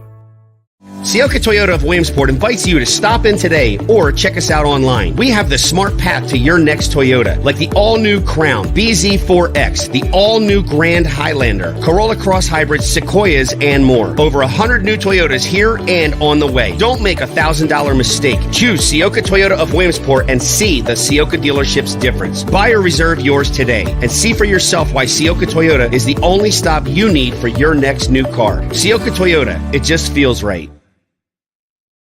Ready to be part of something bigger? Come pave the road to success at Glen Baker and discover a career where your hard work and determination can build a bigger, better future. Our team believes we can build a stronger future together. Join us at Glen Baker, where we value teamwork on the field and on the job. Go to GOHcareers.com to apply. GOHcareers.com. And best of luck to all the Center County sports teams all season long from everyone at Glen Baker. The Goon and Ironhead. To the big show here at Quaker Steak and Lube, the place to be on a great football weekend and other sports coming up. And of course, they have all of the TVs set up all over the restaurant here. Great service, great food, great beverages, and you can come on down and enjoy it all over the course of the next several days here as we launch into the Thanksgiving holiday. Again, Jeff Byers, Chris Buganani with you here. The Dear Goon is taking a little extra time off as the Thanksgiving holiday is upon us. No show, by the way, Thursday. Just to be clear, we are taking the day off as well, so we'll be back on Tuesday to talk about the Penn State Michigan State game and bowl projections and the Ohio State Iowa Big Ten title game matchup and all of that good stuff on Tuesday. NWCA All-Star Wrestling event tonight at Rec Hall gets underway at 7 o'clock. Penn State with 5 wrestlers. Levi Haynes pulled out. I think Levi will be fine and will wrestle December 3rd. It was kind of a mutual situation where both guys were just a little banged up, and so opted to just not have the matchup between he and Ja'Cory Teemer. So no Penn Stater at 157. The Nittany Lions end up with 5 wrestlers still in the event tonight. Shane Van Ness takes on Kyle Parco of Arizona State. Parco has really improved and is a terrific collegiate wrestler. Van Ness beat him last year in the 3rd place match at the NCAA tournament 7-2. And listen, it's wrestling, it's sports, anything can happen. I just think Shane Van Ness is at a whole nother level from where he was at even at the NCAA tournament last year. Now we'll get a better indication of that tonight. Kyle Parco may be better as well. Maybe he's taken another step. I just what I'm seeing with Van Ness, his quickness and his power right now, I just think is going to be very, very difficult for anybody in the country to match this season. Again, to me, he has just caught another gear.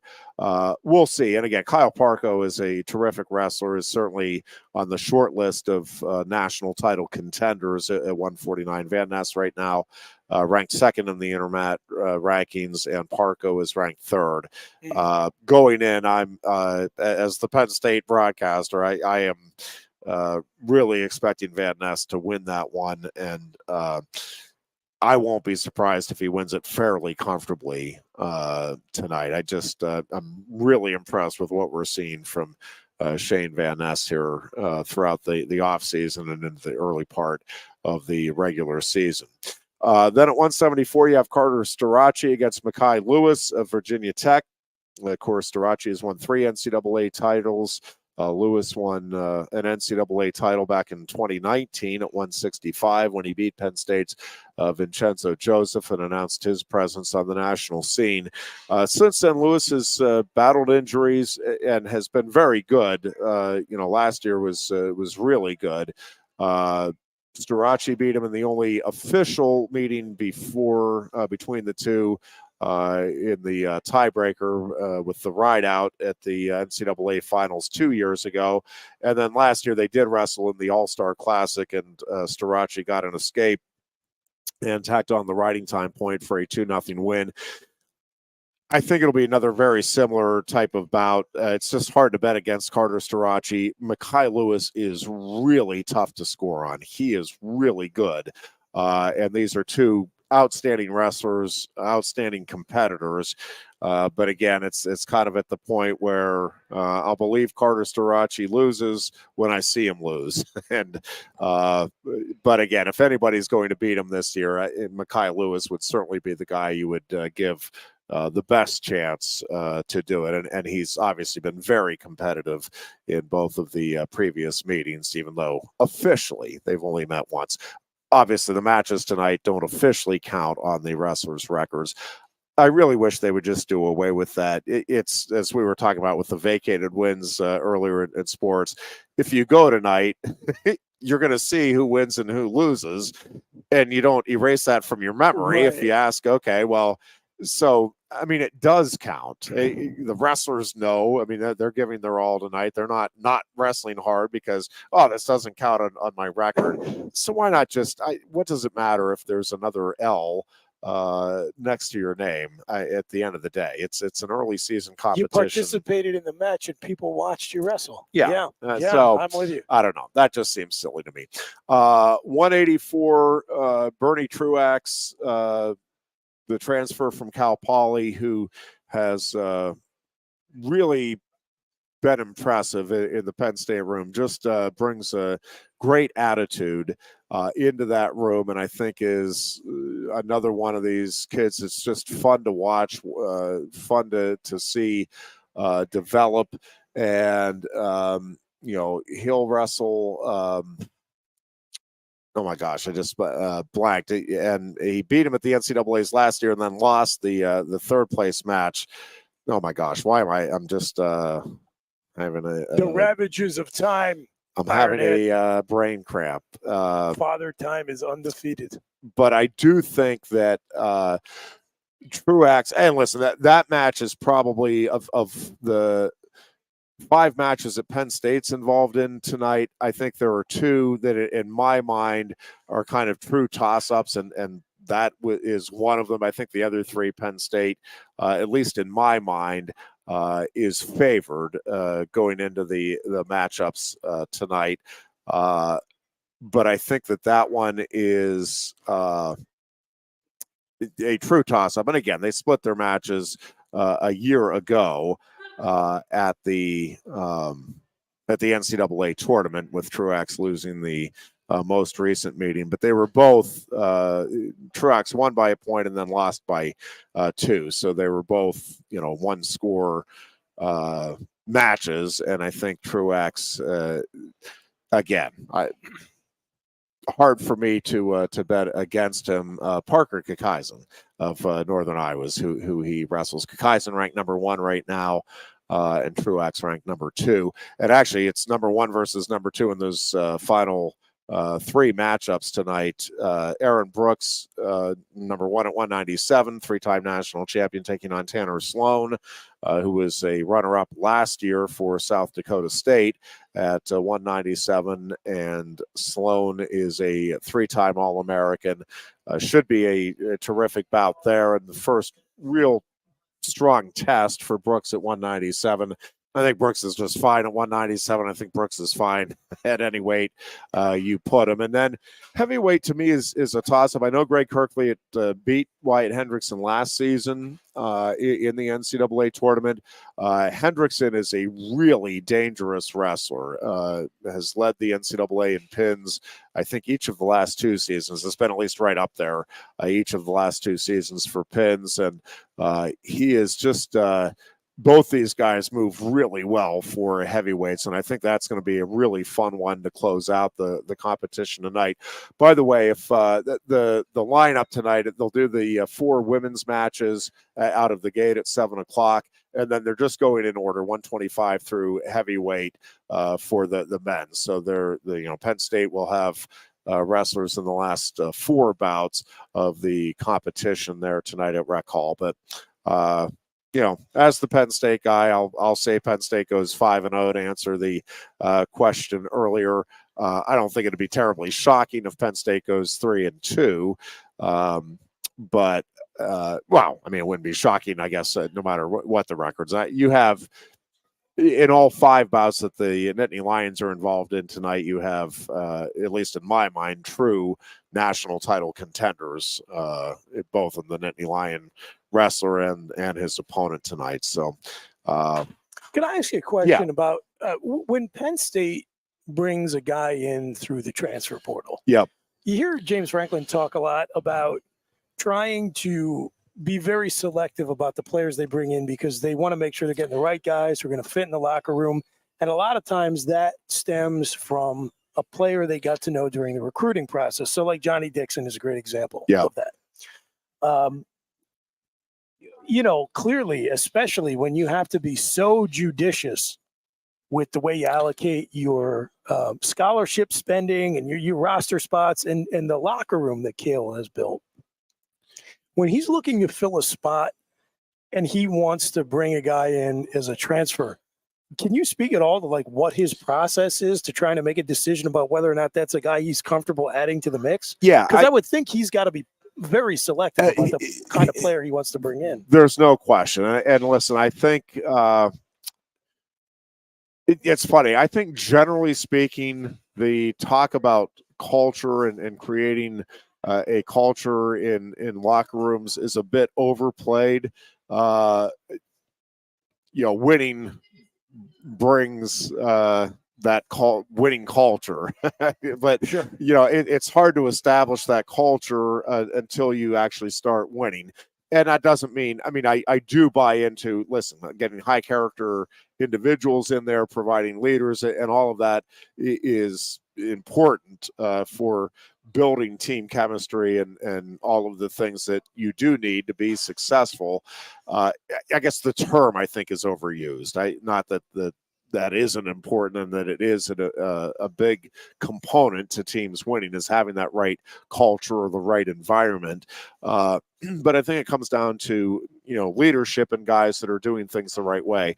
And I do think that's one of the things that Cale does an exceptional job of, along with his staff on the recruiting front.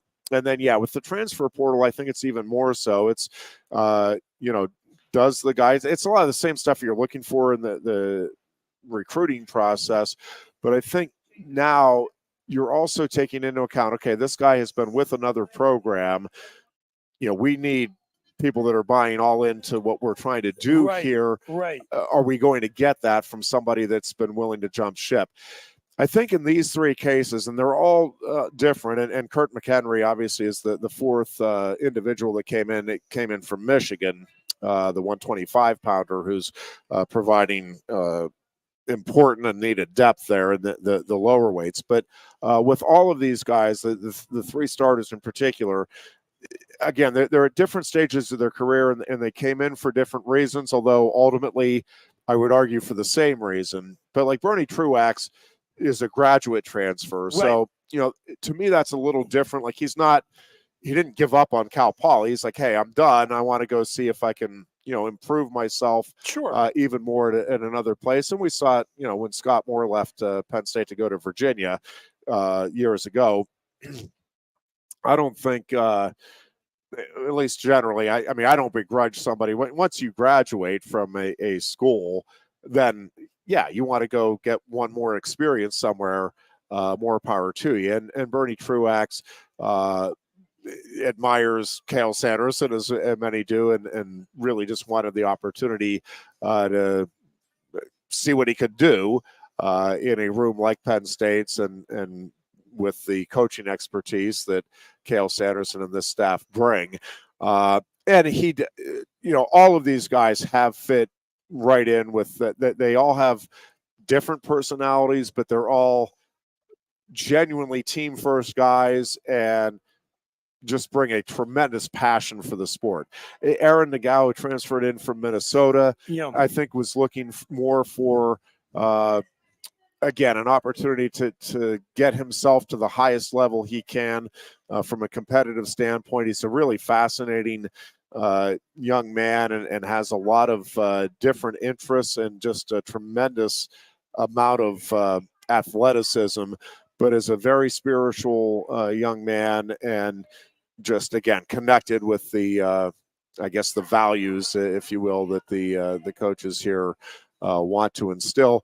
And then Mitchell Messenbrink, I think, is a really interesting case in terms of, this is a guy that is also very grounded in religious principles, went to Cal Baptist, and it just wasn't quite the right fit there. And obviously he has kind of exploded here onto the wrestling scene and has just continued to gain momentum.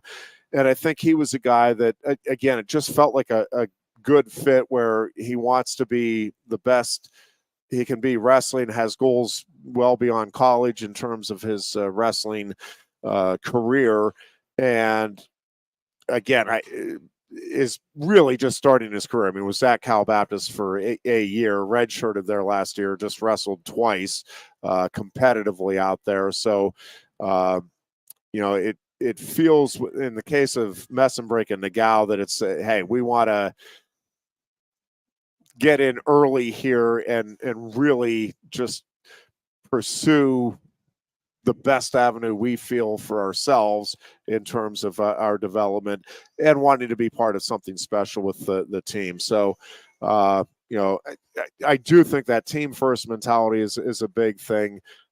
Having true humility and the work ethic, and wrestling's a sport where there's nobody that's not working hard. There's a different level of commitment if you're wanting to be national champion, part of the Penn State program type of thing. And so I do think there's a lot of homework that goes into it from the coaches, and then some open, honest conversations about, hey, why why are you transferring? What is it that's leading you to here? And if it's just, hey, I just want to come and win, truthfully, like, that's cool and that's part of it. But if that's what it's all about, it's not going to be something that's going to work, and it's not something that this coaching staff is looking for. It's more about wanting to be the best you can be, not so much about winning. And then again, just kind of fitting in.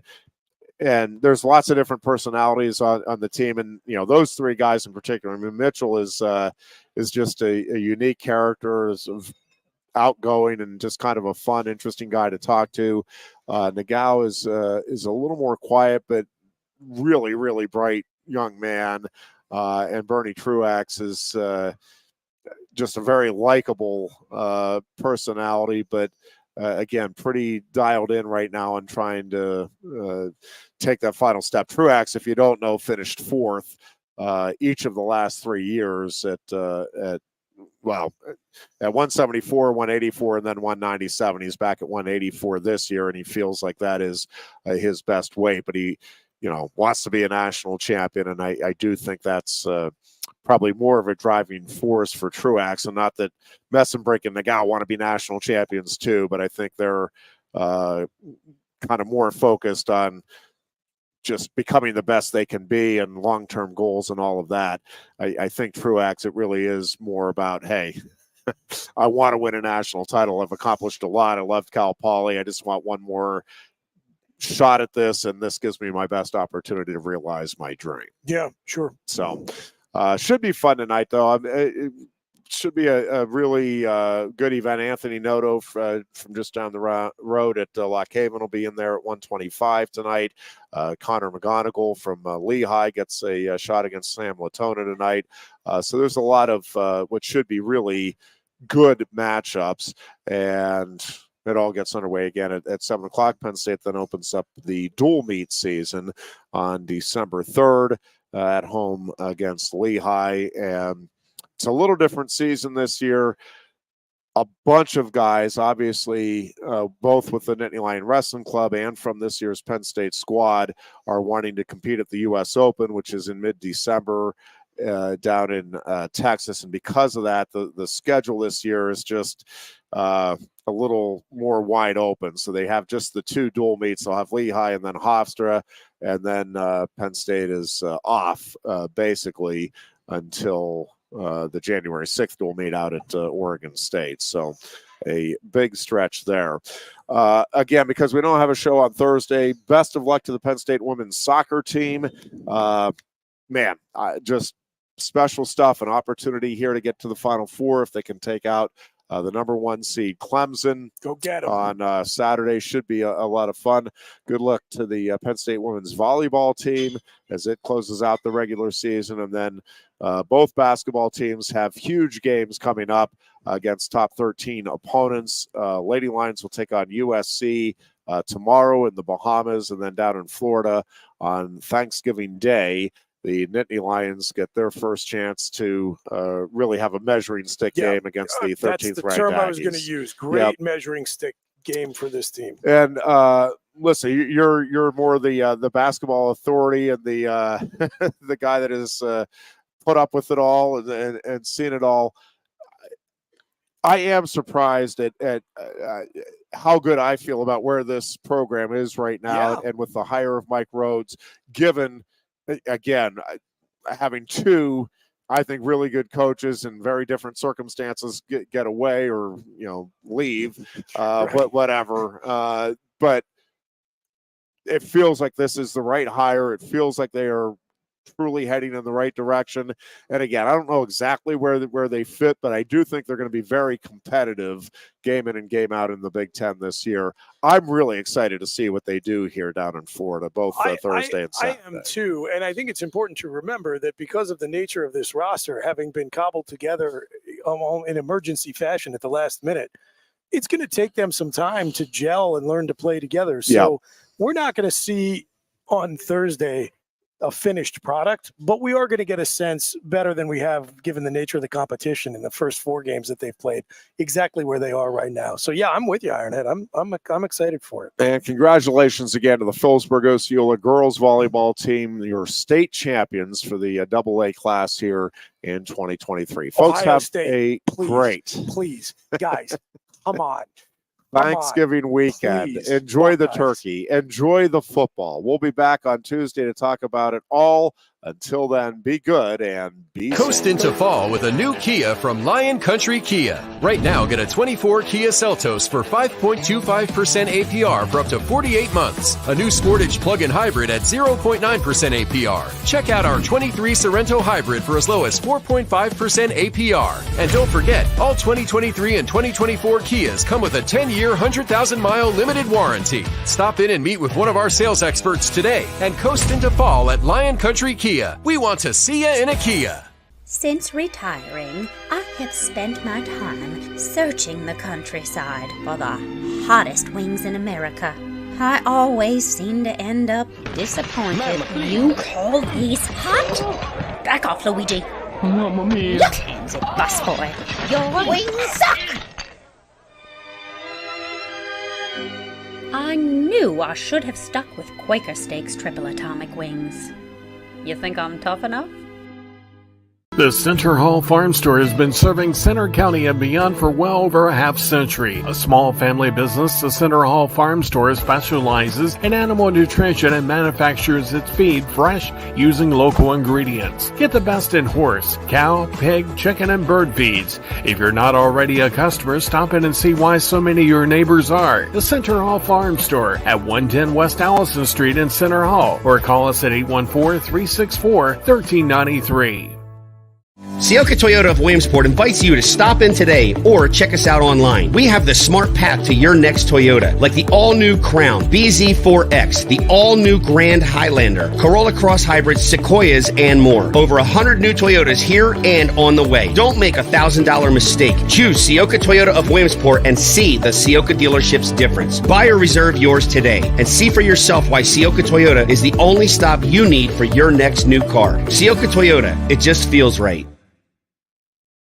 Ready to be part of something bigger? Come pave the road to success at Glen Baker and discover a career where your hard work and determination can build a bigger, better future. Our team believes we can build a stronger future together. Join us at Glen Baker, where we value teamwork on the field and on the job. Go to GOHcareers.com to apply. GOHcareers.com. And best of luck to all the Center County sports teams all season long from everyone at Glen Baker.